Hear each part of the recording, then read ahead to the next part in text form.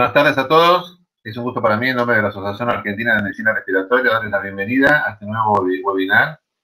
Y en esta ocasión, con un tema muy importante de alto impacto, como es el tema de la vacunación. Es una actividad dinámica, fundamentalmente dedicada al tema qué sabemos sobre las vacunas y qué es lo que no quisimos preguntar. Y realmente es apasionante la forma en que han armado esta actividad. Contamos hoy con el doctor Arturo Ramírez, un amigo que nos acompaña siempre en estos eventos y agradecemos su presencia. Y bueno, un grupo de invitados nacionales y por supuesto la participación de la sección de infecciones que nos trae estos enigmas y estas preguntas en un momento tan importante para aclarar al mundo científico y no científico de esta actividad. Así que bueno, le vamos a dar a Alejandro Chirino la palabra, coordinador de la actividad, para que nos explique un poco cómo va a ser el desarrollo y a su vez también a la doctora Laura Pulido, quienes han trabajado mucho para generar esta actividad hoy. Gracias por estar. En nombre de la EMA. Muchas gracias, Alejandro. Julián. Buenas tardes a todos. ¿Cómo están? Simplemente, bueno, muy contento por la actividad que hemos organizado. Van a ver que esta forma de hacerlo a través de preguntas y que los expertos van respondiendo es algo que le da dinamismo y esperamos que sea entretenida y muy provechosa para todos los participantes y los oyentes. Les voy a solamente recalcarles el gran trabajo que está haciendo la sección de infecciones pulmonares de la AMR, destacar el trabajo de mis colegas y compañeras de equipo, Laura Pulido, María Laura Ganua y Alejandro Videla, por supuesto. Y ahora los voy a dejar con Laura Pulido para que nos cuente un poquito cómo es la dinámica que hemos organizado para hoy. Así que, Laura, adelante. Bueno, muchas gracias, Alejandro. Bueno, la idea ya es comenzar hemos tratado de convocar a los diferentes panelistas con diferentes especialidades, ¿sí? Para tratar de, a través de nuestro mail, ¿sí? Tratar de evocar todas las preguntas que ustedes nos han realizado y que cada uno desde su especialidad nos pueda contestar. ¿Sí? Así que bueno, ahora vamos a ir preguntando y vamos a ir presentando a los panelistas. Vamos a tratar de organizarnos y si hay alguna otra pregunta que ustedes nos quieran hacer, mándenos al mail y vamos a tratar de contestarla. Le voy a dar el paso a la doctora María Laura Gauna, miembro de la sección de infecciones respiratorias, para comenzar ya con la primer panel. Buenas noches a todos. La primera pregunta es para la doctora Wanda Cornistein. Ella es médica infectóloga, jefa del Servicio de Prevención y Control de Infecciones del Hospital Universitario Austral, miembro de SADI y SATI. La pregunta para ella es, ¿qué tan frecuente es la infección y la reinfección en vacunados? ¿Cuánto varía entre distintas vacunas? Bueno, buenas tardes a todos. Les agradezco mucho la invitación. Es un placer enorme estar con esta mesa de expertos y de amigos también, así que muchas gracias. Lo que sí, antes de empezar a contestar la pregunta, quisiera aclarar que todo lo que voy a responder es en base a la evidencia que hay en la actualidad, que esto puede ser que a medida que cada vez haya más dosis administradas, en el caso de la vacunación, surja otro tipo de evidencia, pero hasta la fecha la respuesta que voy a dar es con lo que hay hoy publicado. Con respecto a la reinfección y la reinfección en vacunados, algunos detalles importantes a tener en cuenta. Cuando uno habla de vacunación y cuando uno habla de este tipo de vacunas, aunque son 3 tipos de vacunas, por lo menos las que están en este momento aprobadas y administrándose, cualquiera de ellas, la respuesta que ofrece es una respuesta que tarda aproximadamente 2 semanas en aparecer la respuesta inmunológica. Por lo tanto, muchas veces se habla de reinfección y en realidad lo que estamos viendo son pacientes que se vacunaron y que aún no han llegado a tener la cantidad de anticuerpos necesarios para bloquear específicamente la infección o la infección grave por este virus. Entonces, un concepto importante, porque lo escuchamos a menudo, me vacuné y a los 3 días tengo COVID, y en realidad el concepto es que claramente ahí el tiempo que tiene la vacuna para generar la respuesta inmunológica no alcanza. Por otro lado, en nuestro país por ahora no hay datos con respecto a Sputnik y reinfección. Lo que sí hay de algunos datos en principio es con respecto a las vacunas ARN, ARN mensajero, fundamentalmente Moderna y Pfizer. Esto es una vigilancia que está haciendo Estados Unidos, qué pasa con la gente que se vacunó y si se reinfectó.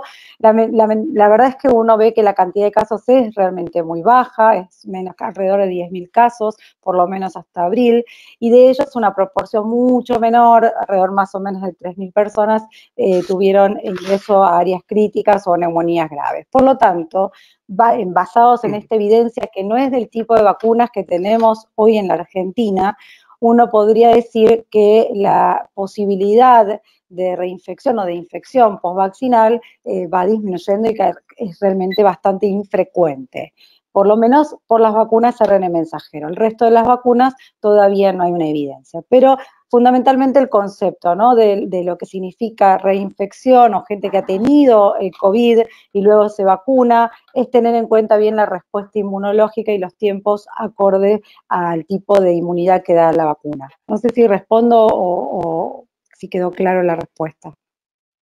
Sí, sí, absolutamente clara. Muchísimas gracias, doctora. Continuamos con la siguiente pregunta al doctor Jorge Hefner, que es profesor titular de Inmunología de la Facultad de Medicina de la UBA e investigador superior del CONICET. La pregunta es, ¿la inmunidad generada por las vacunas es superior a la inmunidad natural generada por la infección por SARS-CoV-2? Bueno, gracias. Bueno, buenas tardes y gracias por la invitación en primer lugar. Y en realidad, en relación a la pregunta, la contestación a esa pregunta es: no sabemos todavía. No podemos comparar todavía la respuesta inmune protectora conferida por las vacunas, que ha mostrado en términos generales una eficacia muy grande en relación con la inmunidad conferida por la propia infección. Sí tenemos datos de algunas cosas, tanto locales como a nivel internacional. Por ejemplo, sabemos que aquellas personas que sufren una primoinfección por SARS-CoV-2, luego con una dosis de vacuna, tanto trabajando en Pfizer, Moderna, Oxford, AstraZeneca, o nosotros viéndolo acá con Sputnik V, tienen una respuesta superlativa medida en función de los anticuerpos. Todavía no tengo los datos de eficacia. Es decir, que una persona que sufre una prima infección y recibe una dosis de la vacuna tiene niveles de anticuerpos neutralizantes al menos 10 veces superiores que aquel que no sufrió una primoinfección y se dio el esquema completo de 2 dosis. En última instancia, esto lo que está indicando es que la primoinfección significa un booster muy importante para la respuesta inmune. Pero comparar la eficacia de la vacuna con la infección no sabemos. Y en relación a esta pregunta, una consulta que surge mucho, más porque aunque no está indicado, toda la gente que se vacuna tiende a medirse anticuerpos. Hay una pandemia de medición de anticuerpos. Estamos todos saturados midiendo anticuerpos. Y entonces la pregunta que surge es, aquellas personas que incluso son individuos inmunocompetentes, se dan dosis 1 y dosis 2, y tenemos entre un 5 y 10% de las personas que con las vacunas convencionales no desarrollan anticuerpos o desarrollan anticuerpos por debajo de los niveles de detección de los ensayos convencionales. Esas personas implica que no están protegidas. Bueno, el punto es que no tenemos ese dato con vacunas todavía, se está analizando, pero sí tenemos ese dato, y en relación a la pregunta que contestó perfectamente la doctora Wanda recién, sí hay estudios en Estados Unidos e Inglaterra con personas infectadas. Hay un 10-15% de las personas infectadas que no se lo convierten. Y se ha visto qué posibilidad de reinfectarse tienen esas personas comparando a aquellos que se lo convirtieron y no se lo convirtieron. E incluso aquellos que no se lo convirtieron están muy protegidos de la reinfección. Quiere decir que el hecho de no desarrollar anticuerpos no implica que la vacunación haya fracasado, porque cuando nos ponemos a estudiar los mecanismos subyacentes y hablamos de células B de memoria y células T de memoria, sí encontramos en esos pacientes que por ahí no llegaron a producir suficiente cantidad de plasmocitos y producir anticuerpos en niveles detectables. Hasta ahí puedo llegar con la explicación. Muchísimas gracias, doctor, ha sido muy claro. Bueno, la siguiente pregunta es para el doctor Oscar Rizo. Él es médico neumonólogo, jefe del Departamento de Urgencias y coordinador del Grupo de Fibrosis Quística del Hospital María Ferrer. La pregunta es, ¿qué evidencia existe para combinar vacunas de diferente mecanismo? Bueno, muchas gracias por la invitación.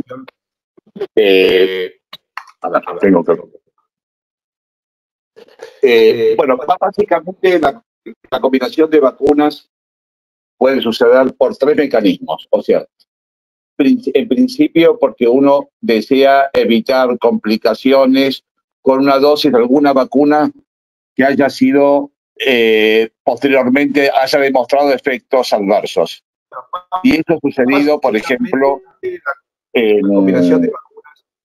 digamos, en un trabajo publicado recientemente como preprint en España, donde analizaron alrededor de 600 pacientes, un poco más de pacientes que recibieron una primera dosis de la vacuna de AstraZeneca y posteriormente, como en España se prohibió la vacuna, Se perdió el audio. Perdió el audio. ¿Te parece, Laura? Continuamos. Seguimos con la doctora Cornisten en otra pregunta y después cuando se conecte volvemos a hablar con el doctor Rizo.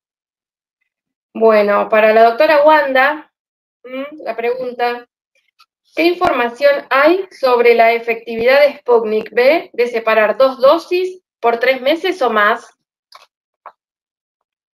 Bueno, con respecto a la efectividad de la Sputnik, realmente se ha visto que es altamente efectiva. La primera dosis llega a más del 75% y la segunda dosis, por lo menos en los estudios incluso nacionales, y un estudio que hicimos nosotros en el Hospital Austral, midiendo anticuerpos luego de 3 semanas de la segunda dosis, el 100% de los vacunados con la segunda dosis tuvieron por lo menos anticuerpos positivos. O sea que la eficacia es muy alta.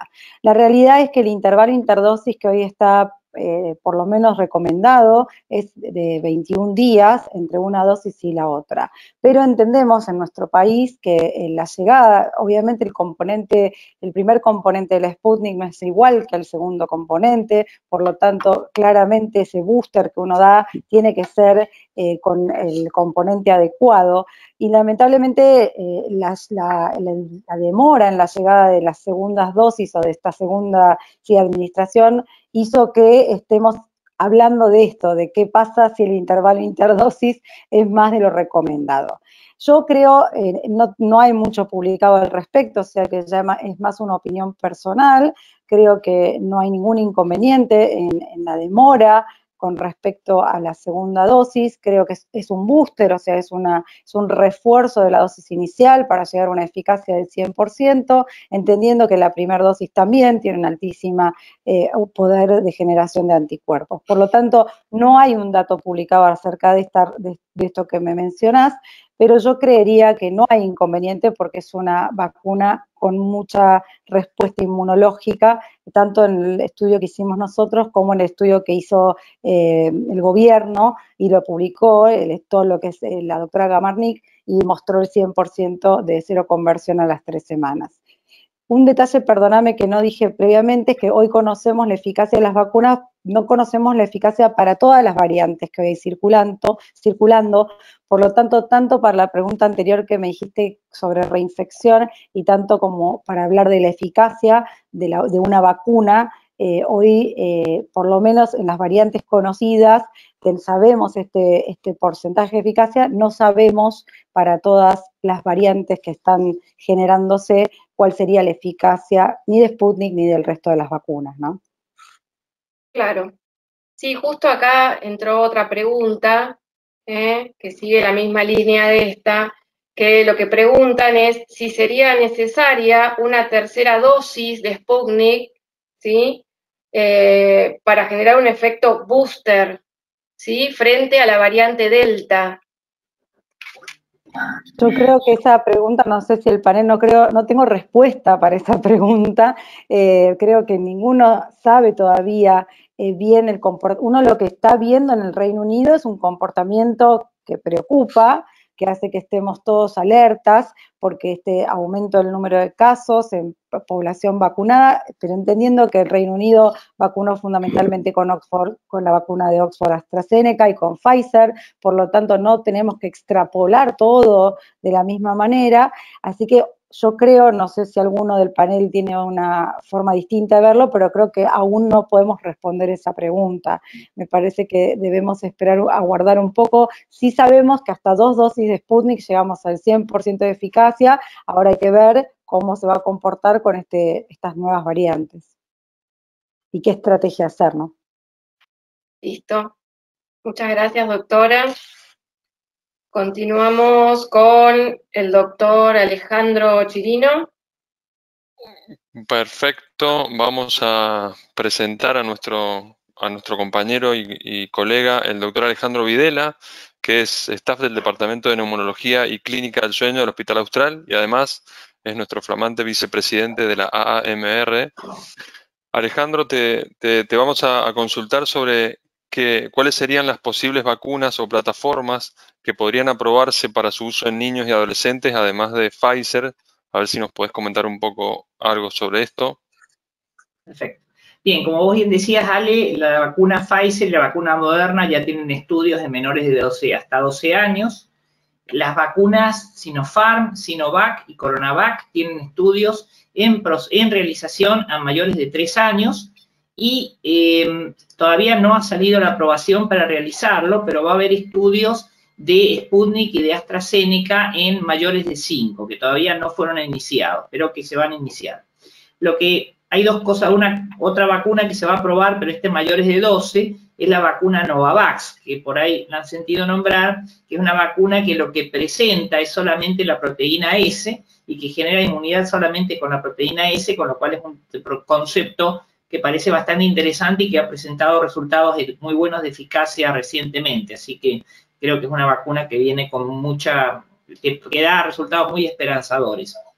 Una pregunta que dejo abierta para si hay tiempo después para discutirla en el panel, es si realmente cuánto interesa vacunar a la población pediátrica, porque en general, si bien es cierto de que hay mucha preocupación con el tema de la aparición del síndrome inflamatorio multisistémico en chicos y que existe la enfermedad grave en niños, también es cierto de que es una población muy poco susceptible a formas graves de COVID y que realmente uno se puede preguntar cuál es la prioridad de vacunarlos a ellos cuando tenemos tantos problemas para vacunar a la población de más riesgo, ¿no? Así que ese ya es un tema, si se quiere, más estructural para discutir si tenemos tiempo. Sí, está perfecta tu aclaración y tu planteo, Ale, y también desde un punto de vista epidemiológico, la vacunación de los adolescentes, que sería otro tema que se podría discutir si tenemos un poco de tiempo. Bueno, a continuación vamos a realizarle otra pregunta al doctor Jorge Hefner. Se ha hablado de que los pacientes con enfermedades autoinmunes o inmunosuprimidos o con enfermedades neurodegenerativas tienen contraindicación para aplicarse las vacunas contra el COVID. ¿Es esto cierto? Ahora sí, hay muy poquitas contraindicaciones en relación a las vacunas. Los pacientes que padecen enfermedades autoinmunes no hay contraindicación alguna en relación a la indicación de las vacunas. El problema con estos pacientes, como también con pacientes oncológicos, es que normalmente están sometidos a terapias inmunomoduladoras con distintos agentes inmunosupresores. La indicación genérica que se tiene es que incluso en estos casos está indicada la vacunación. Y en estos casos habrá que ver a futuro, básicamente porque están con una terapia inmunomoduladora, según cuál sea la naturaleza de la terapia, van a estar más o menos inmunosuprimidos. Quizás en estos casos haya que pensar en dosis de refuerzo adicionales. Y hay algunos protocolos que están estudiando este asunto. Es decir, siempre un paciente inmunosuprimido, salvo que hablemos de alguna inmunosupresión muy particular donde no tendría sentido vacunarlos, inmunodeficiencia severa combinada, o incluso en pacientes con enfermedad de Bruton, que no tienen respuesta B, pero sí tienen respuesta T, está indicada la vacunación porque va a haber una respuesta de memoria. La dosificación todavía no hay experiencia, pero se tiende a pensar que con mayor cantidad de dosis e incluso combinando plataformas, porque lo que se vio es combinando algunas plataformas, por ejemplo, en cuanto a adenovirus, adenovectores y vacunas a RNA, la respuesta es superior. Entonces está estudiando un poquito eso, pero no hay todavía datos publicados. Y con enfermedades neurodegenerativas, realmente al principio había un poquito de cautela, pero realmente esa cautela se ha dejado. No hemos visto secuelas. Obviamente el problema que está planteado, aunque con una bajísima incidencia, que no se condice a veces con el nivel de preocupación, es todo lo que tenga que ver con trastornos trombóticos subyacentes. ¿Sí? Si uno toma las 2 vacunas en las cuales se han detectado problemas trombóticos, que son básicamente Oxford AstraZeneca y Johnson & Johnson, los niveles de apreciación, digamos, ¿cuál es la incidencia? Y no pasa de ser una incidencia de 1 en 100.000 o 1 en 200.000 vacunados. Por eso es muy bajita. Bueno, pero si hay una incidencia de fenómenos trombóticos o hay antecedentes de fenómenos trombóticos o estamos hablando de mujeres embarazadas que tienen subyacente cierta tendencia más protrombótica, más coagulante, la tendencia, no es una indicación todavía, es privarlos de Oxford AstraZeneca, básicamente, y ver si pasamos a otra plataforma. No está normatizado, pero ha mostrado prácticamente las vacunas como Sinopharm y Sinovac, que son vacunas a virus inactivado, que son apenitas menos eficientes, no han mostrado contraindicación alguno y los efectos colaterales son absolutamente mínimos. Así que por ahí, en ese tipo, con antecedentes o un estado más procoagulante, más protrombótico, habrá que madurarlo y calculo que se está trabajando mucho en eso y saldrán nuevas indicaciones claras, porque sigue siendo una situación un poquito gris en las próximas semanas. Perfecto, doctor. Me parece muy importante esto que usted nos acaba de aclarar porque nos están escuchando muchos colegas y vemos nosotros que hay a veces en los profesionales alguna tendencia a no vacunar a sus enfermos inmunocomprometidos, a los profesionales que atienden patologías con inmunocomprometidos. Realmente, bueno, pensando que por ahí podría haber algún riesgo, y ya lo hemos aclarado en otras reuniones, lo aclaró en otra oportunidad el doctor Julio Ramírez, en realidad lo que ocurriría sería que habría tal vez que reforzar, como usted comentó, la inmunización, porque probablemente desarrollen una menor respuesta, pero no estamos hablando de la posibilidad de que aparezcan más efectos adversos en este grupo. Entonces es muy importante su aclaración. Bueno, le damos paso a Laura. Muchas gracias. Y también el doctor Hefner también habló de las embarazadas, que era otra de los cuestionamientos que nos llegaron, así que esa pregunta ya está contestada por el doctor. Así que bueno, yo paso para el doctor Julio Ramírez, ¿sí? Que es jefe de división de enfermedades infecciosas de la Universidad de Louisville, Estados Unidos. Así que bienvenido, doctor, y muchas gracias por estar acá. La pregunta es, ¿cuáles diría usted que son las diferencias más importantes a recalcar entre la vacuna Pfizer, ¿sí? Y la vacuna de Sputnik, ¿sí? La vacuna rusa, que nosotros siempre estamos diciendo que como que Pfizer superior, Sputnik inferior Latinoamérica, Pfizer Estados Unidos, y ahí quedamos. Entonces esa es la que nos gustaría que nos dijera cuáles son las diferencias más importantes.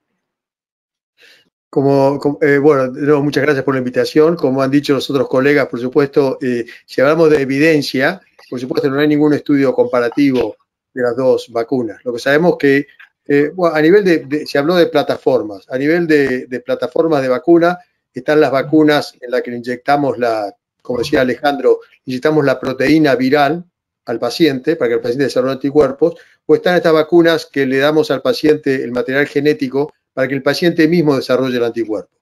En ese sentido, las 2 vacunas son vacunas que damos de material genético y también, como se dijo, en el caso de la vacuna Sputnik es el material genético que está a través de un vector viral. Son los dos adenovirus, creo que la primera dosis con la adenovirus 26, la segunda dosis con la adenovirus 5, y la vacuna de Pfizer, que sería, ¿no?, que inyectamos el ARN mensajero. O sea que son dos vacunas que inyectamos material genético. Cuando se hizo el estudio de Pfizer, la eficacia de la vacuna dio 95%. Cuando se hizo el estudio de Sputnik, la eficacia de la vacuna dio el 90%, o sea que prácticamente muy similares. Pero también, como se aclaró, como algunos colegas ya dijeron, estas vacunas fueron una de las primeras iniciales. Es interesante, por ejemplo, ver que cuando nosotros, creo que en Argentina también se hicieron estudios de Johnson & Johnson, nosotros lo hicimos en Louisville, y cuando se hizo el análisis de Johnson & Johnson, había una protección de mayor del 80% para el COVID severo, más o menos era 74% en Estados Unidos para COVID. Lo que fue interesante que fue 74% para COVID. Cuando se analizó la información de Brasil, donde ya estaba la variante Gamma, o sea, la variante de Brasil, eso fue del 65%. Y cuando se analizó la información en Sudáfrica, que ya estaba, ¿no?, la variante Beta, que sería la variante de Sudáfrica, ahí fue del 55%. O sea, con Johnson & Johnson aprendimos que cuando estamos hablando de variantes, las vacunas disminuyen la efectividad. O sea, cuando decimos que la vacuna de Pfizer tiene 95% de efectividad, estos estudios se hicieron en septiembre, octubre del año pasado, cuando todavía las variantes no nos preocupaba ninguna. O sea que en realidad, como decimos, el virus sigue evolucionando y de a poco la efectividad de las vacunas con estas nuevas variantes, no es que la vacuna no funcione, pero cada vez protegemos menos gente porque la efectividad disminuye. O sea que no podemos comparar las vacunas.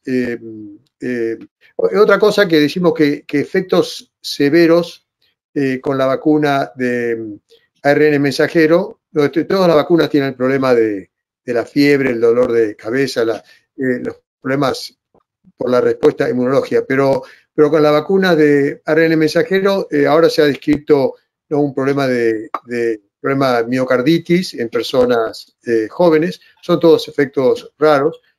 Todavía no hay descrito ningún efecto serio con la vacuna Sputnik.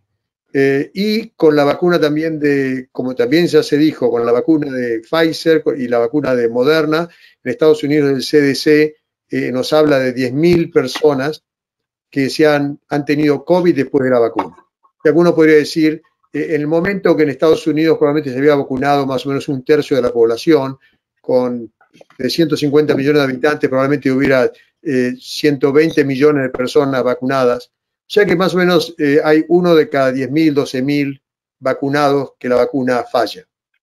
Esa información la tenemos para la vacuna de Pfizer, no la tendríamos todavía para la vacuna del Sputnik. O sea que todavía estamos aprendiendo, y en la medida que el virus siga mutando, vamos a tener que seguir aprendiendo.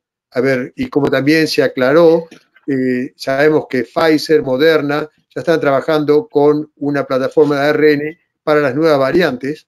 Sabemos que estas variantes cambian el gen de la proteína S, que es donde están las variantes, y estamos casi seguros, como decíamos ya todos, que vamos a tener que tener dosis específicas para estas variantes en el futuro.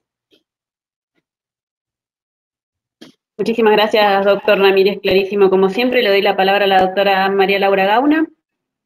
Muy bien, vamos a continuar con el doctor Oscar Rizo. Oscar, ¿me escucha? Ahora escucho bien. Pido mil disculpas, pero la computadora funciona mal cuando uno menos lo quiere. Bueno, un poco estaba explicando la respuesta. Era por... Sí, exactamente. ¿Qué evidencia existe en combinar vacunas con diferentes mecanismos de acción? Y a esta combinación se lo llama vacunación heteróloga y en general o combinada. Y de hecho, por ejemplo, en la vacuna de Sputnik es una combinación heteróloga porque usa dos vectores de adenovirus diferentes. Pero bueno, se agrega el término combinada cuando uno cambia, digamos, no solo de plataforma, sino a veces de marca de vacuna, ¿verdad? Y bueno, en este momento hay por lo menos 9 estudios que se están llevando adelante para ver qué puede ser la combinación de vacunas. Hay estudios de Sputnik y Astra. Y hay, diríamos, 2 estudios que ya hay alguna publicación preliminar. Uno es un estudio realizado en el Reino Unido, en donde se ha visto los efectos de combinar la vacuna de Astra con la vacuna por RNA mensajero. En ese estudio puntualmente en Gran Bretaña lo que se ha visto es que los efectos adversos aumentan un poco, son leves, son los efectos de la inyección local de la vacuna y demás, y que tienen un nivel de inmunidad relativamente alto. Un poco más avanzado hay un estudio que se llama Combivax, también del mismo tipo, que se combinó la vacuna de AstraZeneca con la vacuna de Pfizer, de BioNTech Pfizer, y en los cuales ya sí tienen resultados preliminares mucho más marcados. Por ejemplo, hay un aumento muy significativo de los anticuerpos IgG, que en virtud, diríamos, de que la primera dosis genera un nivel de anticuerpos y esto se multiplica por 30 en la dosis por ARN mensajero. Curiosamente, digamos, esta combinación de vacunas se hizo en tiempo récord, básicamente porque en España se prohibió el uso de la vacuna de AstraZeneca en función de los potenciales efectos adversos, y entonces se decidió que los que habían sido tratados con una dosis, hacer un estudio para ver si se podía dar una segunda dosis. Ese fue el motivo de hacer este estudio en forma muy rápida. Y en realidad, bueno, como yo comentaba antes, se habían medido 676 pacientes, de los cuales todos tuvieron un nivel de anticuerpos realmente muy altos. Así que en ese sentido, la combinación parece por lo menos ser efectiva en los que ya están estudiados. Quedan todavía por ver los resultados de los estudios preliminares de los demás plataformas, pero creo que en las próximas semanas y meses vamos a tener unos resultados más, sobre todo de Sputnik con AstraZeneca. Muy bien, muchas gracias, doctor. Continuamos con Ale Chirino. Ya está, se fue. Ahí ahora lo vemos. ¿Sonido, Ale? Ahí está, del detalle del micrófono. Bueno, vamos a presentar ahora al doctor Juan Franco, que es profesor titular del Departamento de Investigación del Instituto Universitario del Hospital Italiano de Buenos Aires, es director del Centro Cochrane Asociado y editor en jefe del BMJ Evidence Based Medicine. Así que, Doc, la pregunta que vamos a realizarle es ¿qué información tenemos sobre el detalle de las investigaciones de las vacunas disponibles? Bueno, sí, me parece quizás estaba escuchando las respuestas de los expertos y me parecía muy interesante la manera que nos expresamos cuando decimos de investigaciones, y quería hacer una aclaración antes que tiene que ver con qué palabras utilizamos para definir que una vacuna es eficaz. Y me parece que en ese sentido el doctor Jorge Geffner en un momento hizo esa aclaración y me parece que es importante volver a eso, que tiene que ver con que hay estudios que miden la respuesta inmune a las vacunas de distintas maneras, ya sea por los anticuerpos o por las células T u otros marcadores de inmunidad que estos se llaman desenlaces subrogados habitualmente, o sea que no indican cuál es la efectividad clínica de la vacuna, sino que dan una idea de qué manera puede responder el cuerpo, y hasta que la persona no está expuesta en situaciones naturales, y hay unos ensayos clínicos que se hacen como exponen a la persona, pero eso no son tan frecuentes, no sabemos si las vacunas son eficaces o no. Y en términos de lo que es efectividad, habitualmente nosotros tratamos de restringir, como dijo el doctor Geffner, hablar de la efectividad cuando uno tiene la evidencia de la efectividad clínica, de que protege a que la persona se contagie del COVID, o que si tiene COVID tenga una forma leve o no se hospitalice y fundamentalmente no se muera, ¿no? Entonces, son distintos niveles y a veces se genera mucha confusión y yo creo que les sugiero a las personas que están, particularmente en el contexto actual, en el cual tenemos muchísima información circulante y muchísimo miedo también porque uno escuche casos de reinfección o las variantes disponibles, que muchos de los datos que tenemos es sobre los resultados subrogados, particularmente sobre la inmunogenicidad. Entonces, y esos hay que tomarlos con pinzas, ya sea como del lado optimista como del lado pesimista. Como dijo el doctor Geffner, me gusta volver al caso de los casos donde le dan los anticuerpos negativos. Después, si uno analiza la respuesta inmune compleja, quizás esas personas tienen un nivel de protección. Entonces, si miramos solamente los anticuerpos, vemos que bueno, puede ser que sean malas noticias, pero si uno analiza la respuesta inmune compleja, que no sea tan así a nivel clínico. Y del otro lado también se escucha que la respuesta inmune a las variantes es menor, pero no sabemos muy bien eso qué significancia clínica o en la magnitud de la significancia clínica, en el sentido de que quizás algunas vacunas producen menor cantidad de anticuerpos neutralizantes para ciertas variantes, pero no queda del todo claro que eso sean malas noticias para las vacunas disponibles para las variantes. Entonces, básicamente quería señalar que los datos de inmunogenicidad son súper interesantes, son informativos, pero hay que tenerlos con pinzas para lo que es ya sea buenas o malas noticias en las vacunas. Y habiendo hecho esa aclaración, quizás yo quería hablar un poquito más sobre el tema de la transparencia de las vacunas, que, o sea, mi especialidad es más que nada relacionada con la evidencia y la efectividad clínica, no soy inmunólogo ni nada, para eso están todas las eminencias conectadas. Y en ese sentido, les quería comentar un poquito cómo estamos con la situación de vacunas. Le hice un pequeño grafiquito porque a veces es mucho más ilustrativo. No sé si se ve, a ver si se ve la presentación. Sí. Generalmente cuando uno tiene las vacunas, por ejemplo, para los ensayos clínicos, que uno quiere saber si las personas se infectan o se mueren menos, se diseña un ensayo clínico que es el famoso ensayo clínico de fase 3. Si uno ve las vacunas actuales que están, no todas, hice un recorte de las vacunas más conocidas, uno tiene un protocolo, que es el plan de lo que uno va a hacer, después se hace la investigación, se genera la publicación, que es el PDF en el paper, es publicado en New England Journal of Medicine, Lancet o la revista que sea. Y después ahí están los informes de prensa, particularmente de las compañías farmacéuticas.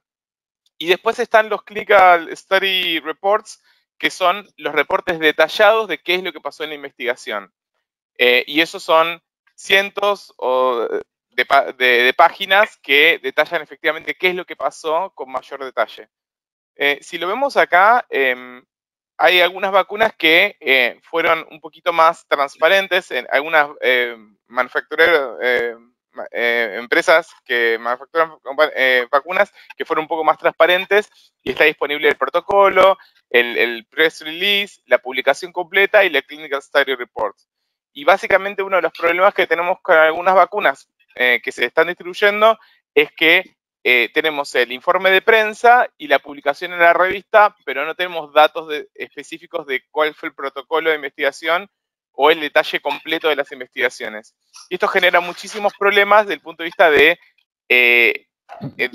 lo que es transparencia, porque uno sabe en lo que es investigación clínica que existen maneras de que los datos de efectividad puedan mostrarse de una manera que no sean exactamente el reflejo de lo que sucede en la realidad.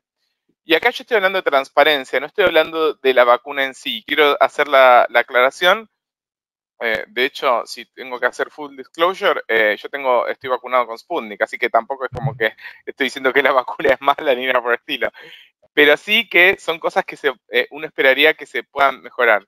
Y también como ilustración, yo no sé si se ve, a ver si se ve acá, que para las personas que no saben lo que es un Clinical Study Report, este es el Clinical Study Report de la vacuna Pfizer, que son 2033 páginas de detalles que van desde cómo se hizo el protocolo, los objetivos, el plan el protocolo completo y el set completo de resultados. Entonces, claramente esto permite un análisis mucho más detallado de qué es lo que funcionó y qué es lo que no funcionó de la vacuna, y eso es lo que uno esperaría que la mayoría de las vacunas que hoy están disponibles y que están de uso clínico estén en los sitios web en este caso yo lo saqué de la Agencia de Medicamentos de Canadá, para que se den cuenta que lo tiene todo publicado lo de Pfizer. Ese es el pequeño respuesta a la pregunta. No sé si... ¿Puedo hacer un comentario? Sí, doctor Ramírez. Sí, porque yo creo que lo que acaba de decir Juan es muy importante. La diferencia entre estudios que tenemos un marcador, un surrogate marker, que me dijiste que es surrogado, un marcador surrogado, que para las vacunas serían anticuerpos, pero también, como también se aclaró, muchos dijeron, todavía no sabemos cuál es el nivel de anticuerpos que protege. O sea, cuando hablamos de anticuerpos, ni siquiera sabemos cuál es el nivel surrogado. O sea que yo creo que es importante para todos decir, estoy hablando de un nivel de anticuerpos, no estoy hablando de eficacia. Como dijo Juan, eficacia es el fase 3 y efectividad es real life, es fase 4, cuando uno mira qué pasa en el producto. Y efectividad tenemos nada más que de Pfizer en los estudios de Israel. El único que tenemos efectividad. Eficacia tenemos, y es importante. Cuando yo hablaba para mí el problema de las variantes, y yo no quiero ser alarmista, pero en los estudios de fase 3 de Johnson & Johnson, vimos claramente que si uno junta a toda la población, tiene un cierto nivel de efectividad. Pero cuando hablamos de la población de acuerdo a las variantes, con las variantes hay disminución de la eficacia. O sea que en los pacientes randomizados en Sudáfrica para Johnson & Johnson o placebo, Johnson & Johnson es menos efectiva que en Estados Unidos, y en Brasil también fue menos efectiva que en Estados Unidos. O sea que tenemos evidencia de eficacia. Ahora, es importante lo que dice Juan, cuando aparece una nueva variante, Delta, cuando decimos la vacuna funciona, en realidad traemos anticuerpos de una persona que tiene la vacuna y en el laboratorio verifico si esos anticuerpos evitan que el virus infecte una célula epitelial. O sea que, la vacuna funciona. Sí, funciona en el laboratorio. Pero no sé, de ahí trasladado a la parte clínica es un paso muy grande. O sea que todo eso son cosas que en definiciones. Y ahora que Juan lo dijo, también yo diría que una diferencia grande entre la vacuna Pfizer y Sputnik es la transparencia. Y la transparencia es muy importante. Y en ese sentido, Pfizer y Moderna son las vacunas de mayor transparencia porque está todo publicado. Y en la vacuna Sputnik tenemos el estudio publicado de fase 3, pero como decía, el Clinical Study Report todavía no lo tenemos y el protocolo también todavía no lo tenemos. Y cuando uno no tiene el protocolo, muchas veces en todas estas vacunas, que uno define cuando... Bueno, el asunto no es transparente, o sea que eso también es importante. Yo quisiera, puedo hacer un comentario también, porque de lo que se ha hablado hasta ahora se genera un poco de confusión. Yo entendí en los ensayos clínicos que vimos de la vacuna de Pfizer, la Moderna, todos los que hemos leído, se habla de eficacia, y la eficacia yo entiendo, o creo recordar, que se refiere al grupo que recibe el placebo, cuántos de ellos tuvieron COVID, y del grupo que tuvo la vacuna, cuántos tuvieron COVID. Es decir, que es un diagnóstico por PCR, no se basa en la medición de anticuerpos. Así que esto, pues genera un poco de confusión porque también... en los estudios de fase 3, eso es eficacia. Pero entonces, Pfizer, 95% eficacia. Pero cuando Pfizer dice ahora que en contra de la variante Delta, la vacuna de Pfizer funciona, eso es en el laboratorio. Ninguno. Cuando estamos hablando de que la vacuna fue... Entonces la gente dice, bueno, ¿la vacuna es eficaz en contra de la variante Delta? Sí, en el laboratorio. Cuando tengo anticuerpos, el virus y una célula epitelial, y ahí bloquea. Pero no es que tenemos un estudio de fase 3 con la vacuna de Pfizer o con ninguna vacuna en contra de la variante Delta. Ahí es donde viene, como dice Juan, viene la confusión porque hablamos de, es decir, hablamos de que la vacuna es eficaz en el laboratorio. Bueno, lo mismo también hablamos que el cuadro clínico es menos grave, que también son conceptos un poco, que tampoco están muy medidos, ¿no es cierto? Que sin embargo parece que es tal cual, ¿no? Yo he visto muchos pacientes, incluso hubo 25 médicos del hospital de niños que se contagiaron todos, los del servicio de pediatría, y sin embargo realmente todos tuvieron un cuadro clínico muy leve, gente conocida, ¿no? No, como dijo Wanda, la doctora Cornstein, dijo que las personas que fallan la vacuna tienen enfermedad leve. Y por lo menos en los 10.000 casos del CDC, de los 3 que se murieron, ninguno se murió de COVID. Se murieron de otras cosas. O sea que ahí también estamos de acuerdo. Si tenés la vacuna, prácticamente casi toda la vacuna, va a ser muy difícil que te mueras de COVID, por más que te agarre COVID. Ahí también estamos. Esos son datos fijos, son datos sólidos, digamos.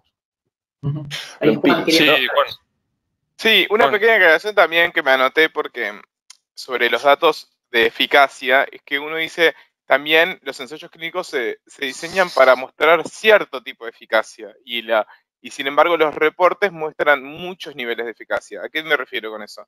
El ensayo clínico fase 3 se diseña puntualmente para los casos de COVID sintomático confirmado por PCR.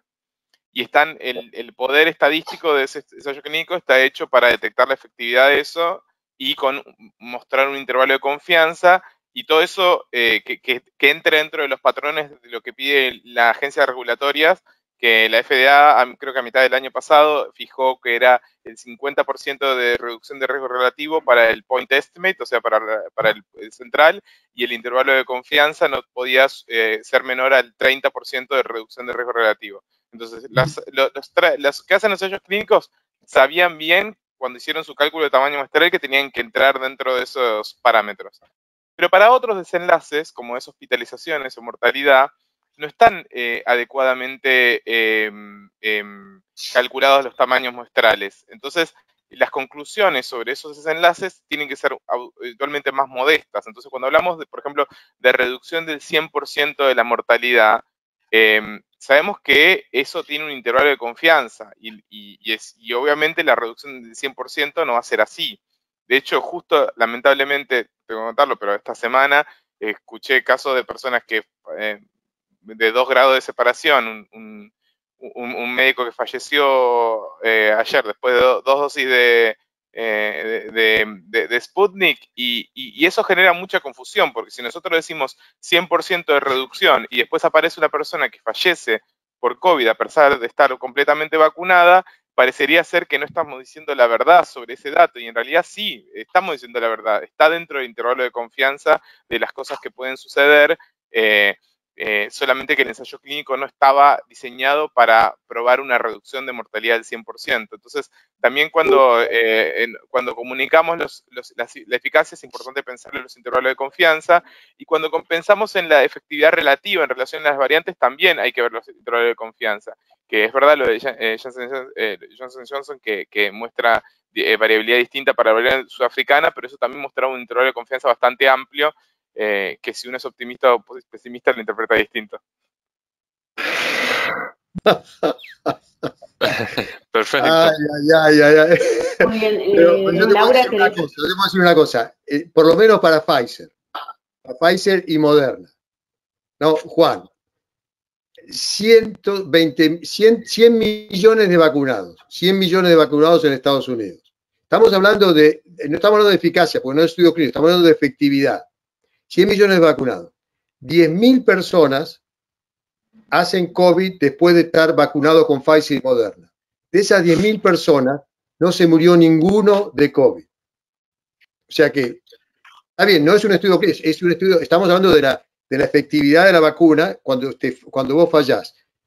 yo me siento tranquilo en decirle a mis pacientes que si vos tenés la vacuna de Pfizer o Moderna, recibiste las 2 dosis, si te va a agarrar COVID, seguramente no vas a estar en el hospital o no te vas a morir. Yo me siento, Sí, yo creo no de un estudio. Ahora, ¿qué pasa con las 2 dosis de Sputnik? No sé. ¿Qué pasa con las 2 dosis de cualquier vacuna china? No sé. Lo único que sé es qué pasa con las 2 dosis de Pfizer y Moderna. Sí, Juan. Sí, lo único que yo estoy de acuerdo, creo que por eso el tema de la comunicación estoy totalmente de acuerdo y yo a mis pacientes también le trato de comunicar el mismo mensaje, que la razón por la cual estamos vacunando y queremos que todos se vacunen es por eso. Pero lo que yo estoy diciendo es que últimamente, particularmente en los medios de comunicación, hay mucha confusión en relación a eso. Una persona famosa o alguien conocido tiene COVID o se hospitaliza y esto está generando mucha inseguridad en relación a la efectividad de las vacunas y creo que de la misma manera que uno enfáticamente puede aseverar la efectividad de las vacunas, poder transmitir que dentro del ámbito de la efectividad hay cierta incertidumbre y esa incertidumbre que es el intervalo de confianza y que puede suceder o no suceder el evento. Justamente para no generar más desconfianza en las vacunas. Yo creo que eso es... Yo creo que volviendo a todos los que somos adultos, que manejamos pacientes adultos y que damos vacunas, la historia, como decimos siempre en las charlas de vacunas, las vacunas en pediatría son mágicas, no le das la vacuna, ningún chico desarrolla la enfermedad. Las vacunas para adultos no son mágicas. Cualquier vacuna vos podés tener la enfermedad. La diferencia que nosotros le decimos a los pacientes es que, porque con la vacuna de influenza, todo el mundo, la diferencia es que vas a tener una enfermedad menos severa. Lo que podemos generalizar, que cualquier vacuna de adultos ninguna previene 100% la enfermedad, pero lo que sí decimos es que vas a tener la enfermedad, pero seguramente va a ser menos severa. Sobre todo en los inmunocomprometidos, pacientes con HIV, cuando ya entramos en los porcentajes que pensamos que van a fallar más y más, uno siempre dice la misma historia. Sí, yo quisiera agregar un dato de la vida real también y que creo que lo estamos viendo todos. El año pasado, al principio de la pandemia o de la primera ola, nosotros teníamos internado un promedio de edad, el promedio de edad de los pacientes internados era alrededor de 70 años. Ese grupo etario que ha sido vacunado en la primera etapa no está internándose en el hospital, no tiene un cuadro que requiere internación o hospitalización. O sea que eso, si bien, por supuesto, Juan, coincido con vos que desde el punto de vista estadístico todos los datos tienen una media, una dispersión, y que la dispersión hay que analizarla de esa manera. Pero hoy uno ve que los pacientes hospitalizados tienen la edad de los no vacunados, o sea que claramente el impacto, por lo menos en el grupo etario donde se definió las primeras instancias de la vacunación, no están requiriendo hospitalización. Así que eso es un dato, por lo menos en el Hospital Austral y después de los hospitales que yo converso, nos está pasando a todos, o sea que eso es importante. Yo no sé si alguien tiene presentes, pero creo que hay 2 estudios de vida real, obviamente son press-release, no tenemos intervalo de confianza, pero creo que hubo el primero que hizo el Ministerio de Salud sobre infecciones post-vacuna, que fue 0,036% de los vacunados, que fue para la época en que el presidente se infectó y hubo todo este caos de preocupación, y el segundo que hizo la provincia de Buenos Aires sobre los mayores de 60 vacunados con Sputnik V, que también había mostrado una reducción muy importante de las internaciones y de la mortalidad, en línea de lo que estaba diciendo Wanda. O sea que yo reconozco que esos estudios no podemos mirar críticamente porque son un press-release y nos falta un montón de información, pero creo que son indicadores de un efecto de las vacunas que creo que lo que bien dice Juan y lo que hizo notar Julio también, lo que nos queda la duda es de los márgenes de ese efecto, pero que hay un efecto de reducción real, es lo que estamos viendo en la clínica diaria, y por eso creo que tenemos que seguir empujando. Yo por el ejemplo personal, pero creo que recibimos bastantes críticas cuando desde la AMR salimos a decir, a impulsar a la gente a vacunarse cuando se aprobó la primera vacuna, que era Sputnik V, que se aprobó con información que no estaba publicada. Yo creo que yo no me arrepiento de ese amor, no me arrepiento de haber empujado esa decisión, que fuimos muchos los que la participamos, pero creo que efectivamente que el tamaño del efecto de lo que hacen las vacunas no lo podemos terminar de cuantificar, y esa es justamente incertidumbre que a uno lo carcome, ¿no? Quiero hacer un solo comentario en relación a lo que recién dijo el doctor Videla, que es así. Los datos del estudio ese de provincia de Buenos Aires resultan del seguimiento del grupo etario mayor de 65 años, 30.000 vacunados con una dosis de Sputnik y otros 30.000, 28.000 y pico no vacunados. Y los datos de eficacia relativa que han informado es 78% de eficacia en cuanto a infección sintomática y 85% en cuanto a eficacia relativa a la prevención de la hospitalización. Entonces, realmente creo que sí. Ahora el problema, volviendo a lo que decía el doctor Ramírez, que es muy importante, las nuevas variantes que cambian. Hoy por hoy en la Argentina tenemos una pandemia que es distinta, porque las tres variantes, si nosotros sumamos la variante de Manaos, la británica y la variante andina, que ha sido definido esta semana como variante de interés, todavía no de preocupación, eso da cuenta del 90% del virus que está circulando. Ninguna de las tres variantes existía en la primera ola. Ninguna de las tres variantes existía en la primera ola. Ahora, hay sí ya un preprint en relación, digo porque eso podría cuestionar el esquema actual de vacunación, que habla de eficacia relativa, pero de eficacia, no inmunogenicidad, porque como bien explicaba el doctor Franco, es distinto. Una cosa es inmunogenicidad, que medimos por el nivel de anticuerpos, y otra cosa es eficacia, la gente que sale y se infecta más o menos. Y el problema que tenemos es que la variante Delta está preocupando mucho en ese sentido, más teniendo en cuenta la estrategia, que yo considero que es adecuada, la que hicimos hasta ahora, en cuanto a contener las variantes que circulan, básicamente Manaos, que es la que tiene más tendencia a escapar. Pero la eficacia de Pfizer, no inmunogenicidad, es un preprint de la semana pasada.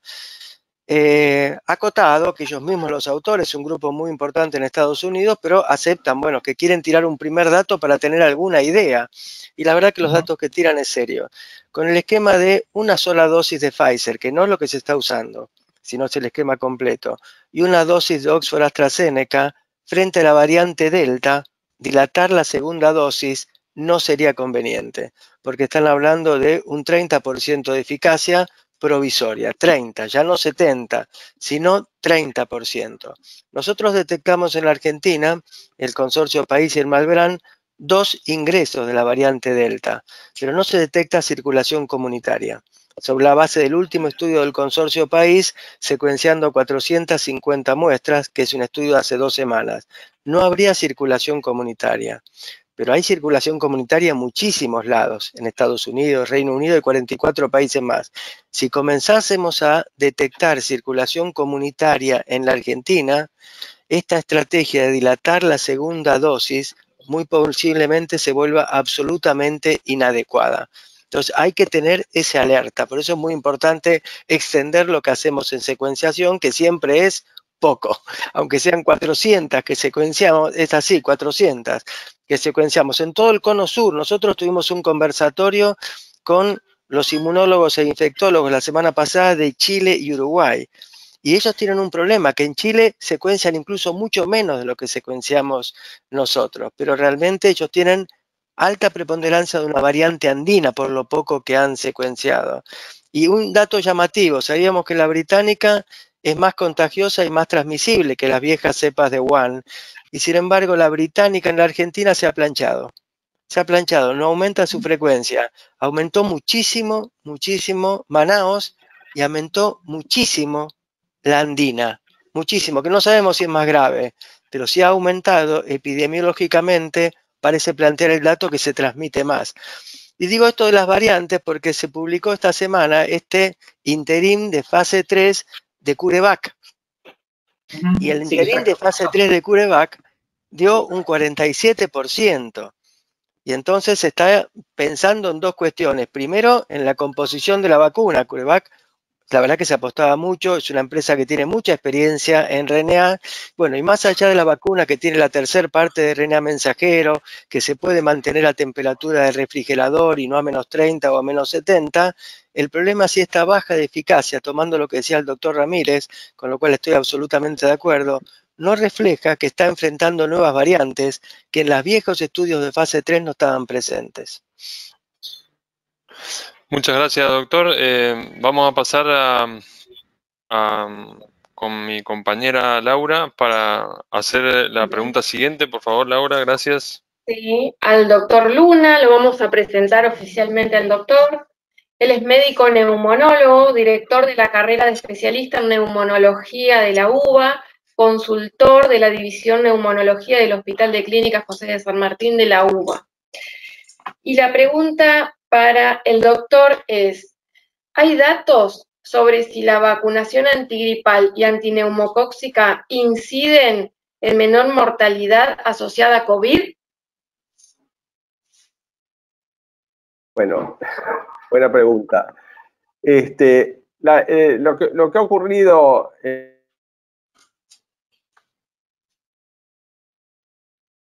Ahora se nos congeló Carlos. Se nos congeló el doctor. No se escucha. Arma que tenemos, Dios mío. Pero... Las antivacunas que nos sabotean el webinar. Bueno, Le cortaron el si cable. no, continuamos con Patricia. Continuamos con el siguiente. No está bombeando el webinar. Bueno, vamos a presentar entonces a la doctora. Pero, ¿se congeló o se quedó dormido? No, se congeló. Vas vos, Vamos a preguntarle a la doctora Patricia Aruj, staff de neumonología en el Instituto de Investigaciones Médicas Alfredo Lanari. Además es docente adscripta de la Facultad de Medicina de la Universidad de Buenos Aires. Es especialista además en fibrobroncoscopía y ultrasonografía pulmonar. Doctora, la siguiente pregunta es, se sabe que después de todo lo que se habló de secuelas post-COVID, se ha hablado de una nueva entidad que es enfermedad ocupacional post-COVID. ¿Qué nos puede decir sobre esto? Hola, buenas noches. ¿Me escuchan bien? Sí, te escuchamos bien. Entonces, primero los saludo a todos los inscriptos, agradezco a la MR, agradezco estar con este grupo de amigos y ya parece que vamos a hacer un poquito de historia, gracias por la pregunta, justo cuando se estaba poniendo picante, digamos, el debate, que está bueno. Yo quiero, en cuarto lugar, agradecer a la doctora Capone. Lilian Capone es un miembro de la Asociación de Medicina Respiratoria que trabajó activamente desde el comienzo de la pandemia como consultora experta en medicina ocupacional. Ella es del Instituto Bacareza y desde la declaración, digo por eso de historia, de la OMS con el COVID como pandemia en marzo de 2020 y de las aseguradoras de riesgo de trabajo como siniestro mayor impuesto, ella comenzó a trabajar en la elaboración de un documento. Ese documento también se realizó en forma conjunta por un espacio intersindical salud, trabajo y participación de los trabajadores, y culminó en una presentación en el Congreso. El Congreso posteriormente lo elevó al Poder Ejecutivo Nacional y terminó en un decreto en abril de 2020, ya pasó más de un año, incorporando el COVID como una enfermedad profesional no listada. Sabemos que acá en la Argentina la Ley de Riesgo de Trabajo y su decreto reglamentario en el año 96 contempla un listado de enfermedades profesionales para que una enfermedad tome el carácter profesional. Hola. Ahora me escuchan. No, perdón, me cortó internet acá en mi casa. Esperar un quesito y termina. Está justo hablando Patricia y ya volvemos con usted, Doc. No hay problema, no. Para que una enfermedad pueda incluirse como enfermedad profesional, tiene que concurrir tres cosas: un agente causal, tiene que haber una exposición y una entidad, una enfermedad que esté bien normatizada en el ambiente laboral o en ocasión al ambiente laboral. ¿Por qué es importante esto en esta charla de vacunas, no? O sea, primero porque nos involucra a todos, porque a partir del decreto de enero, un poquito antes, de marzo, cuando surge la pandemia, nosotros, como tantos otros trabajadores esenciales, empezamos a estar en riesgo de contraer una enfermedad que hasta ese momento no era una enfermedad profesional.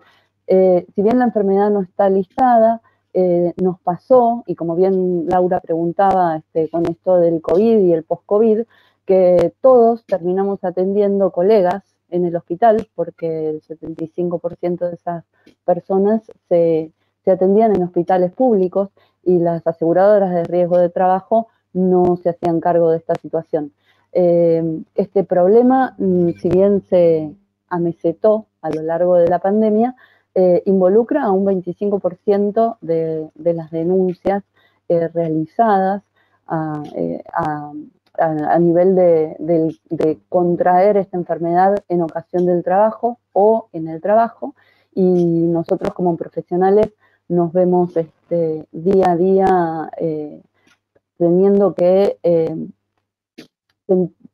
sabiendo que tenemos una protección.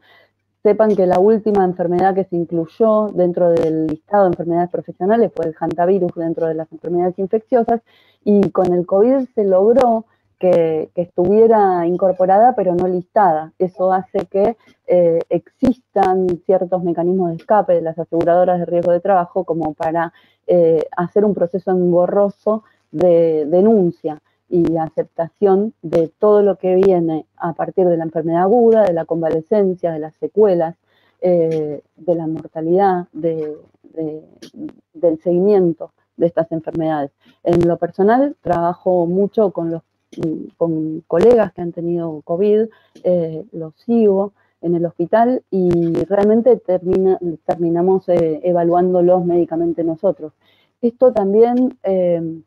¿qué relación podría tener con el tema de las vacunas? Ahí me abre un interrogante, que es qué pasa con los profesionales de la salud o aquellos pacientes que podrían estar incluidos dentro de esta cobertura, que deciden o que tienen la inquietud por no vacunarse. O sea, ¿qué pasaría con aquellos médicos, por ejemplo, que no aceptan o no aceptaron vacunarse o que no tuvieron el alcance de las vacunas, ¿no? Bueno, creo que con eso más o menos contexto un poco. El que quiera puede ingresar en la webinar en la mediateca de la MR, pero como esto está abierto a gente que no está en la MR, puede encontrar esta información en las 6 razones que llevaron a incluir el COVID dentro de las enfermedades profesionales. Hacer un comentario.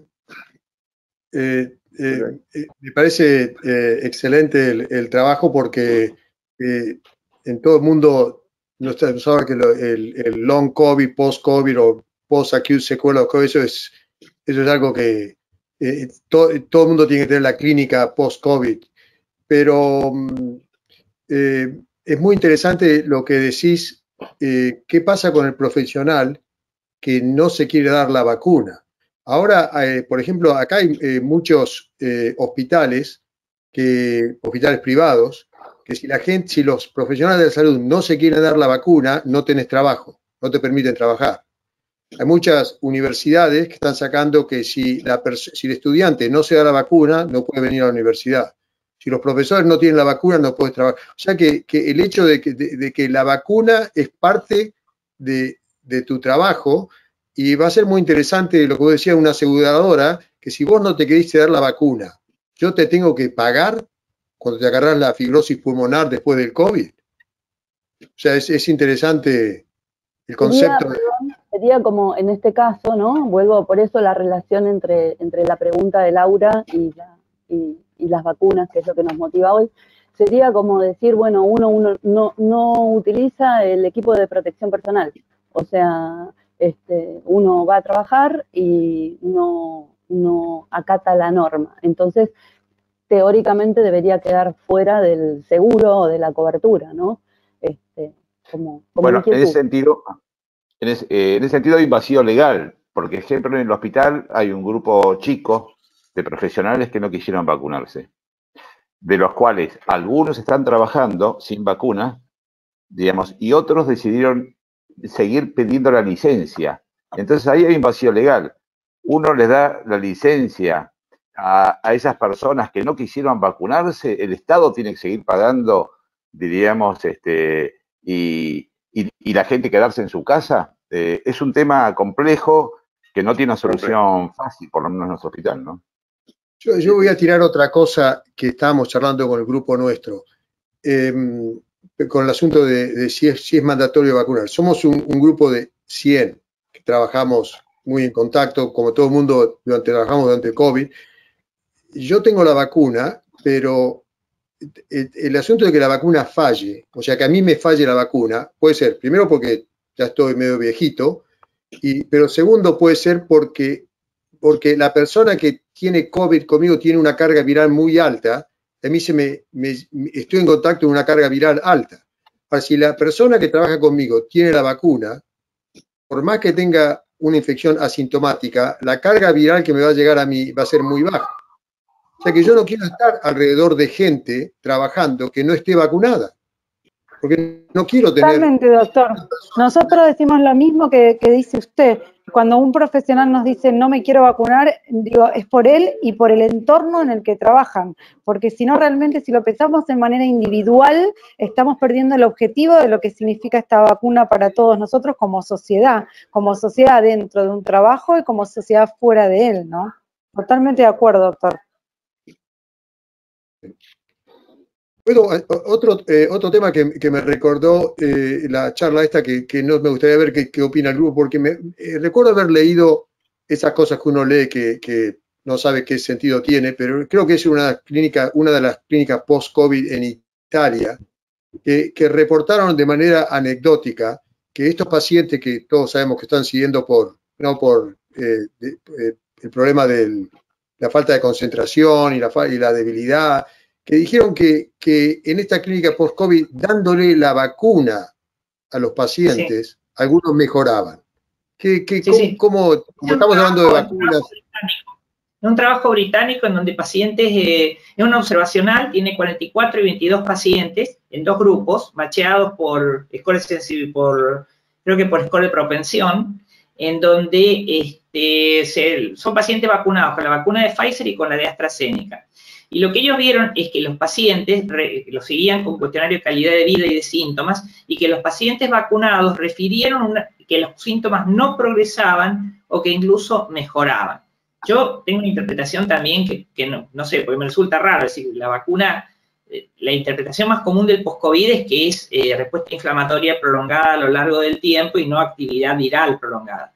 Entonces, me parece que estas escalas tienen el riesgo de que son subjetivas, y que una persona que sabe que ha sido vacunada, eso es una cosa que tiene un impacto psicológico real. Entonces, yo no sé cómo tomarlo a esto, porque incluso los autores también se atajan bastante y lo único que concluyen es que las vacunas son seguras. Una cosa pero te digo que estamos todos con las clínicas post-COVID y llegan los pacientes y uno no sabe qué hacer. Muchos, por supuesto, han tenido COVID antes de que apareciera la vacuna, ahora están por post-COVID 3 meses, 6 meses, y le hacemos el eco, le hacemos y tienen cosas, y el hecho de darle la vacuna, no sé, es una cosa, por supuesto, yo estoy de acuerdo con vos, no le encuentro una base patofisiológica para explicar por qué la vacuna te puede mejorar un síndrome post-COVID.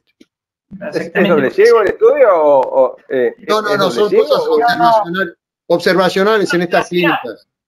Este es el problema, que es un estudio observacional y la verdad que sacar conclusiones puede ser muy subjetiva, más que yo iría a eso, hacer un trabajo más ciego, placebo versus vacuna, y ver realmente si hay un impacto, ¿no?, en la vacunación.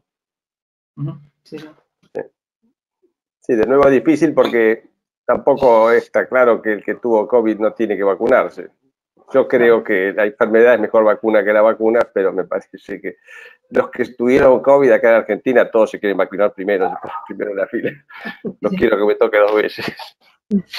Yo creo que es importante recordar es que hasta donde tengo entendido, la recomendación oficial de diferir la vacunación en los pacientes que tuvieron COVID es para dejar las vacunas disponibles para quien no tiene ningún tipo de inmunidad. Es decir, la interpretación es, si tuviste COVID, ya tenías una dosis de vacuna natural, te vamos a vacunar después, vamos a vacunar primero los que no tienen nada. Pero biológicamente no hay ningún problema, me parece, para vacunarlo antes.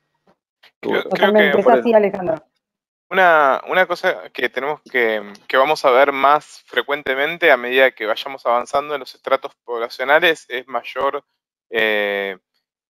duda ante la vacunación. Y creo que muchas de las cosas que estuvimos hablando tocan eso, y involucran aspectos éticos, aspectos relacionados con la calidad de la información, el mensaje público de las agencias de salud y también de los medios de comunicación, y creo que hay ciertas cosas, volviendo tirando agua para mi molino, pero volviendo al tema de la transparencia, creo que si nosotros podemos ser un poco más directos y transparentes en la comunicación, nosotros estamos muy acostumbrados, particularmente en Latinoamérica, a tener un modelo de comunicación muy paternalista con los pacientes, en el sentido de decirle, de comunicarnos de manera bastante dicotómica: este tratamiento le va a hacer bien, o este tratamiento va a ser,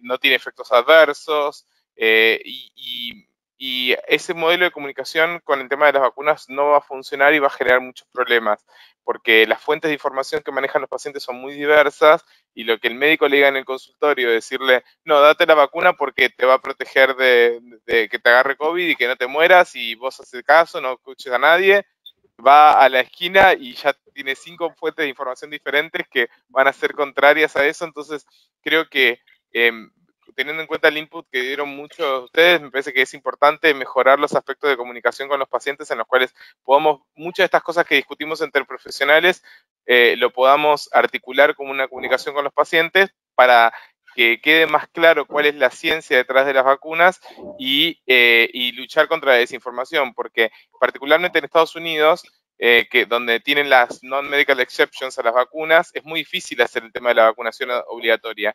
Y acá, aún si tenemos la vacunación obligatoria, la modificación que se hizo recientemente para el registro de conducir, la vacunación de adultos es muy baja, el uptake que hay. Entonces, sabemos que por la espada no vamos a conseguir disminuir la duda ante la vacuna, y creo que mucho de lo que estuvimos hablando tenemos que ser absolutamente transparentes con los pacientes, como para que todos, porque hay gente que obviamente va a ser fanática y antivacuna, pero hay gente que tiene una cierta duda razonable, que con una buena conversación probablemente esté más convencida de vacunarse.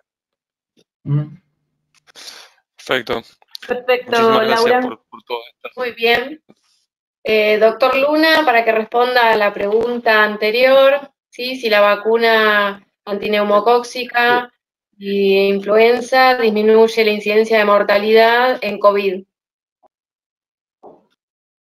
Bueno, digamos, esa respuesta, digamos, es casi, ya la sabíamos de antes. Lo que ocurrió, como decía, es que durante el año pasado, esto se investigó en el hemisferio sur, una publicación de un trabajo que se hizo en los 3 continentes del hemisferio sur, en Australia, en Sudáfrica y en Santiago de Chile. Pero bueno, viendo esos 3 lugares, se vio cuál era la curva epidemiológica de influenza durante el año pasado. Y casualmente, probablemente por 2 motivos. Uno, por las medidas extendidas por todos lados para evitar el contagio, con el distanciamiento, el uso de barbijo y las limitaciones de circulación para distintas personas.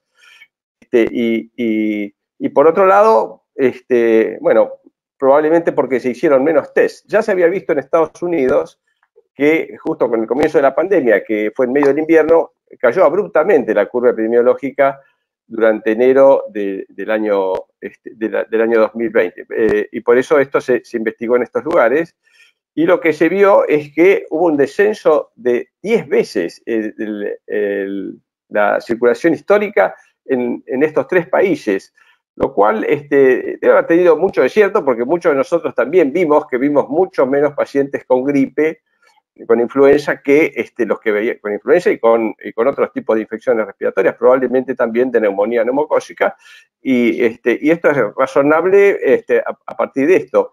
Nosotros, por este motivo, también, con una idea de Metersky, que es el primer autor de las guidelines de la American Thoracic Society, ITSA, de neumonía nosocomial, que se publicó en 2017, pero él juntó gente de distintos lugares del mundo, y a partir de eso hicimos una reflexión que probablemente el uso de barbijo, que lo estamos usando todos ahora, probablemente pueda ser una costumbre que no se pierda del todo, pero para situaciones muy puntuales, no en la de cuarentena ni unas limitaciones muy estrictas, pero aquel que esté sufriendo una infección respiratoria podría adoptar algunas de esas medidas en forma muy puntual y muy económica, pero sí sacando como consecuencia de esto y teniendo en cuenta que las infecciones virales son las que predisponen también a otros tipos de infecciones, como exacerbación de POC o influenza antes de una neumonía o de una neumonía neumocóxica y demás. De manera que, bueno, esto es una propuesta que lo pusimos con una frase de Winston Churchill que decía, no eches a perder nunca una buena crisis. Con respecto a esto, entonces, también, de todas maneras, la vacunación antigripal y antineumocócica debe continuar realizándose y probablemente este año, con mucho más apertura que el año pasado, nosotros también en nuestros medios tengamos esto. Se colgó. No sé si, que la internet viene medio también rara. a la pregunta, mientras pobre Carlos vuelve, porque había algún estudio pre-vacuna italiano, creo, que mostraba que la vacunación anti-influenza parecía conferir algún efecto protector. Digamos esto. La COVID, de todas maneras, ambas infecciones no se han detectado graves, es muy paciente que la práctica deben continuar. Perdón, Carlos, justo cuando... Bueno, nada, eso. Creo que se frizó de nuevo. Se frizó de nuevo. ¿Escuchan? Hola. Hola, Ahora doctor. sí. Se le corta muchas veces y a lo último no le entendimos nada, pero porque se cortó varias veces. Ahí se le volvió a cortar. Bueno. Hola. Vale, ¿querés seguir? Doctor, se está cortando, Bueno. doctor Luna. Lamento. El único mensaje era esto, que los autores interpretaban que el sistema inmune de las personas vacunadas repetidas veces con influenza tenía algún grado de entrenamiento, entre comillas, que hacía que pudieran generar una mejor respuesta ante la COVID. Obviamente que esto nunca se va a poder investigar, que es más bien una cosa observacional, y en el escenario de vacunación amplia contra COVID, yo creo que no se va a poder nunca dilucidar. Un dato interesante. Perfecto, muchas gracias, Ale. Vamos a continuar con otra pregunta para la doctora Aruj. Patricia, ¿qué nos puedes decir sobre la eficacia y seguridad de las nuevas vacunas que están por ingresar para distribuirse en Provincia de Buenos Aires y Capital Federal? Bueno, ahora un poquitito más con vacunas. Se habló ya bastante de lo que se sabe. Vamos a hablar un poquitito más de lo que viene. Sabemos que la vacuna CanSino ya está, es la vacuna del Instituto Beijing de Biotecnología, se llama Convidencia, es una vacuna recombinante de vector viral de adenovirus tipo 5, que es incapaz de replicación y que utiliza la plataforma ya probada, que es la del virus ébola, contra el virus ébola.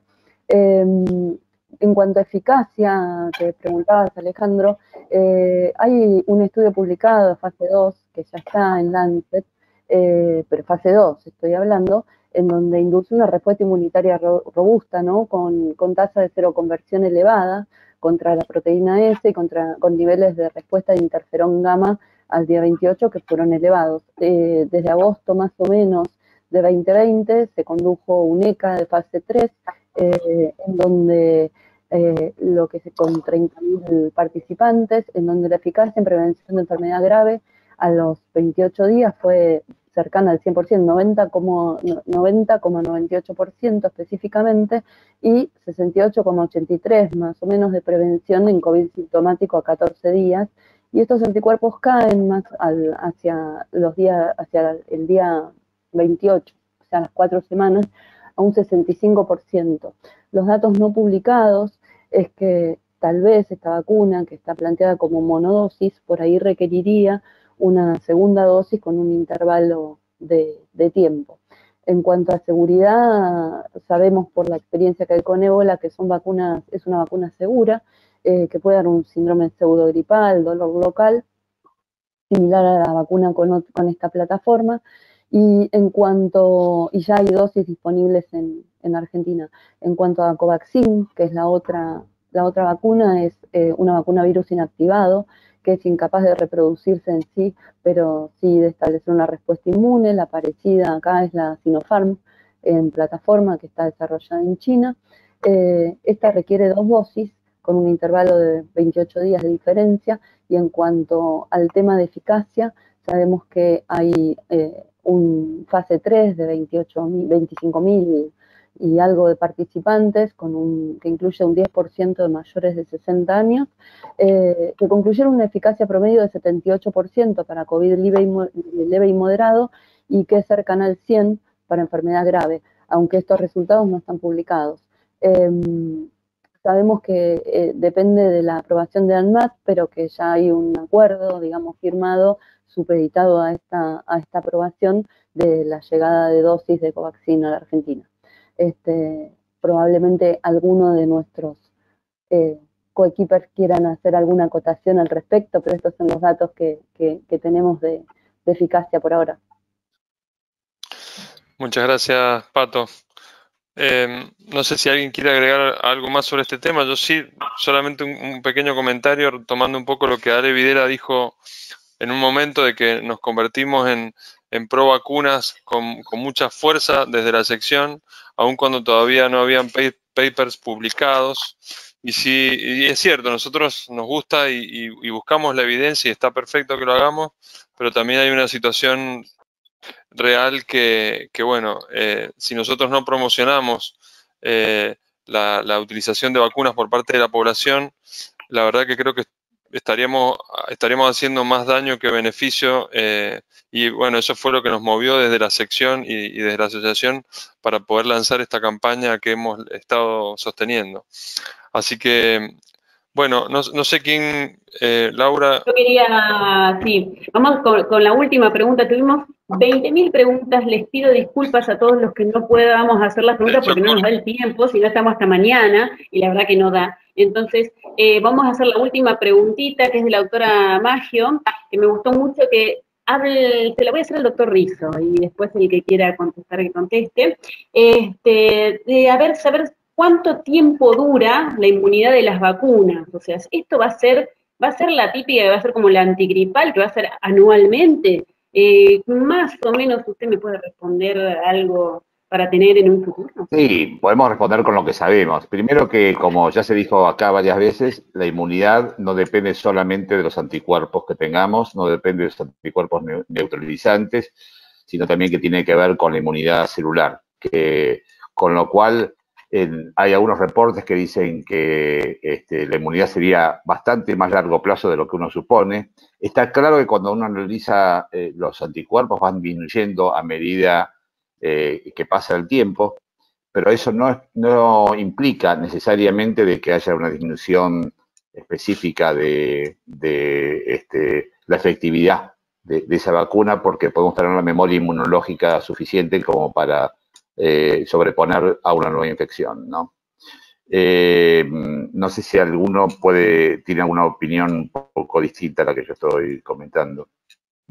No, me parece que creo que la semana pasada salió un paper donde mostraba que la inmunidad, por lo menos había seguimiento digamos, de los primeros infectados, y que todavía una inmunidad natural conservaban anticuerpos medibles, con lo cual creo que uno puede extrapolar que hay un horizonte no menor de un año para mantener inmunidad, pero obviamente todavía no hay tiempo para poder saberlo. No sé si tienen algún otro dato.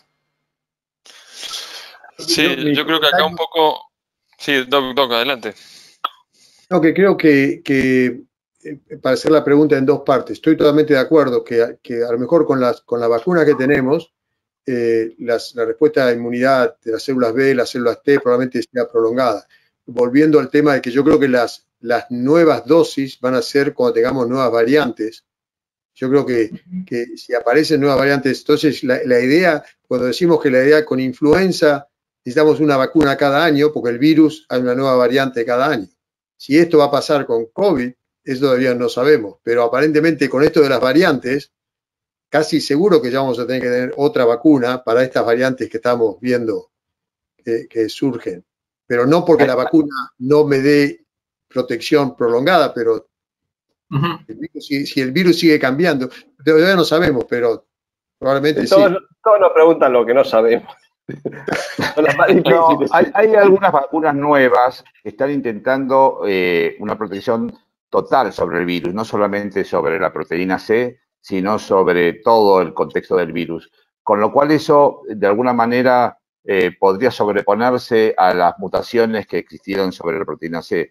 Creo que hay una en Estados Unidos que se está en este momento explorando en el tema de que sería digamos, generaría anticuerpos contra toda la estructura general del virus y no solamente sobre la proteína, que sería una estrategia diferente a la que estamos utilizando actualmente, ¿no? Es un poco lo que está pasando, o lo que pasa con la vacuna universal para influenza, que claro, es un proceso realmente mucho más complejo y que va a llevar muchos años. Me imagino que para esto no sería tan optimista. Igual que yo soy optimista en cuanto a que esta el problema, para mí el problema es, volviendo a lo que decía Juan, doctor Franco, que vamos a tener un grupo importante de la población que no va a estar vacunado. La vacuna va a estar en la farmacia, pero no va a ir a la farmacia. Y ese grupo importante de la población va a seguir generando variantes. Y las variantes se van a producir y nosotros que estamos vacunados vamos a tener la variante. O sea, uno se va a tener que seguir vacunando porque la inmunidad de rebaño, por lo menos en Estados Unidos, yo estoy de acuerdo con cuando Juan dice que hay que educar, pero en Estados Unidos, que hay mucha gente religiosa, el hecho de que todas estas vacunas se usan células fetales para cultivar los virus, hay gente que dice, no, punto. Yo no voy a inyectar algo que usaron células de un feto que a lo mejor fue un aborto. Y esa no hay manera de darle ningún tipo de comunicación. No puede decir nada. Y esta gente, o sea que va a haber lugares que el virus va a seguir. ¿Qué porcentaje de antivacunas hay en Estados Unidos? ¿Qué porcentaje de la población? 30 y pico. Lo que pasa es sí, lo que pasa es que por ejemplo, hay muchos grupos religiosos que también se combinan la antivacuna con este asunto que ahora surgió, que ahora se hizo público, que aparentemente hay células, ¿viste?, que se mantienen para estudios de vacunas, que son creo que una célula de riñón de un feto, que aparentemente surgió de un aborto, otra célula, y bueno, y ahora está el asunto de que yo no me puedo vacunar algo que se usó, algo que pudo hacer un aborto para... O sea, es toda una historia que no es una cuestión de educación, es una cuestión religiosa. Claro, perdón, yo voy a avisar, yo soy católico. Hay una declaración oficial de la Congregación Oficial para la Doctrina de la Fe para los católicos que se pueden vacunar con la vacuna porque no es lo que se llama cooperación remota, no tendría ningún riesgo moral el vacunarse, digamos, y además, por lo que tengo entendido, la línea celular holandesa en concreto es de un aborto producido por un motivo espontáneo porque es anterior a la aprobación de la ley del aborto en Holanda, así que... Claro, pero vos fíjate que, es decir que sos católico es como decir, yo soy de Boca. Sí. ¿Qué tipo son de los que rompen autos, son de los que van a la cancha con la mujer? Ser católico.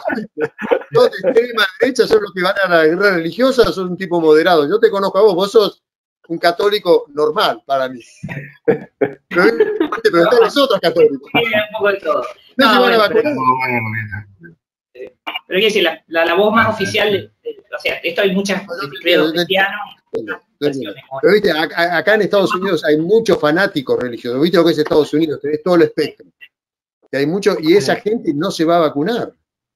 Voy a tener gente viviendo en Louisville, muy tradicionales, y va a haber iglesias enteras que nadie se va a vacunar. Sí. Igual como... Es otro tema. Como yo creo que hay muchísima, está las antivacunas, pero lo que se llama en la literatura duda vacunal o vaccine hesitancy es lo más importante. Es acá en Argentina es una porción mucho más grande de la gente que duda sobre vacunarse que las antivacunas y entonces creo que estamos en una posición mejor o peor dependiendo. Si nosotros a la gente que tiene dudas como vacunas lo tratamos como antivacunas, lo vamos a perder. Entonces me parece que hay que pensarlo eso bien. No, yo creo que estoy de acuerdo con vos. Yo creo que en Argentina hay más posibilidad de que cuando esté la vacuna disponible se vacune más de la población que en Estados Unidos. Yo creo que lo interesante es que mientras la gente va viendo que se va vacunando el vecino, se animan a vacunarse. Yo no me acuerdo, creo que lo leí en algún lado, pero me parece que hubo alguna encuesta que mostró que la resistencia de vacunas en nuestro país había bajado, justamente a medida que la gente se va vacunando y va viendo que no se va cayendo muerta la gente por la calle. No, yo creo que eso tiene que ver que los médicos de todas las especialidades, y además en la televisión a cada rato están hablando de esto, y la realidad es que la cultura médica, incluso la de barrio, que no leyó ningún artículo, pero lo empieza a escuchar y escucha, y en realidad la mayor parte de los médicos están recomendando a la gente que se vacune. Muchos de los que todavía viene paciente se vacunó, no, mire, el diabetólogo me dijo que no me vacune. Y esto uno lo ve todos los días, para la gripe, digo. Pero con esta enfermedad me parece que es unánime. Es muy difícil encontrar a alguien, aunque conocemos algunos médicos que no se han vacunado y demás, pero realmente me parece que en ese aspecto acá ha habido una conciencia que ha crecido incluso. Es decir, hasta había cierta reticencia política, porque si vos sos que estás a favor del gobierno o no, que la Sputnik, pero en realidad después se pusieron todos la cola y se peleaban por ver quién lo vacunaban primero. Esto es la sensación que yo tengo con la gente que yo veo en nuestro medio. Claro, hay excepciones y conozco a algunos que no se han vacunado, pero esto me parece que en nuestro país no es un problema. Muchísimas gracias, doctores. Por una cuestión de tiempo vamos a tener que ir terminando, discúlpennos. Pero ya no se nos está cerrando, nos están echando. Así que le doy la palabra al doctor Julián Ciruzzi para el cierre y les agradezco muchísimo la presencia hoy. Fue un éxito este webinar y creo que vamos a tener que hacer un segundo porque quedaron muchísimas preguntas para todos los panelistas. Sobre todo para que me escuchen a mí, porque las dos veces que hablé se cortó. Bueno, en realidad, con Laura, les agradecemos a todos ustedes este excepcional webinar y preguntas. Realmente esto nos lleva a hacer otro próximamente para completar, como dice Laura, el listado de preguntas. Agradezco a cada uno de ustedes. Hemos aprendido mucho porque hemos escuchado y atendido específicamente a cada uno de los detalles que nos han dado. Así que muchas gracias por este webinar, por esta discusión, por este nivel, y muchas preguntas quedaron en el tintero, así que Laura, bueno, te dejo también a vos que cierres todas las preguntas. Queda todo para la segunda dosis. ¿Cuándo va a ser el próximo? Una cosa, perdón, antes de que cerremos, quiero agradecer a la doctora Molinari. Que tengan muy buenas noches. Sí. Lo último, Hola. es un agradecimiento a la doctora Molinari que está escuchando. Escuchen el podcast que ella le hizo a la doctora Capone. Creo que como profesionales tenemos la responsabilidad de que ya que se incluye, aunque sea no listado, el COVID como enfermedad ocupacional o profesional, cuidarnos, defender esa bandera, enterarnos que esto existe y bueno, ya que lo tenemos en la MR, por lo menos quienes pueden ingresar, ingresen a la Mediateca, que hay un montón de información y ya pasé el chivo. Incluso va a estar este ciclo de preguntas va a estar también en la Mediateca, próximamente. Muchísimas gracias. Noches, y que tengan muy buenas noches. Feliz día del padre a todos. Mañana. Tal cual, Padres, feliz día mañana, a los feliz padres. Feliz día. Feliz día. Muchas gracias, gente. Buenos días. Que estén muy bien. Chao. Hasta luego. Hasta luego. Hasta luego. Gracias. Gracias.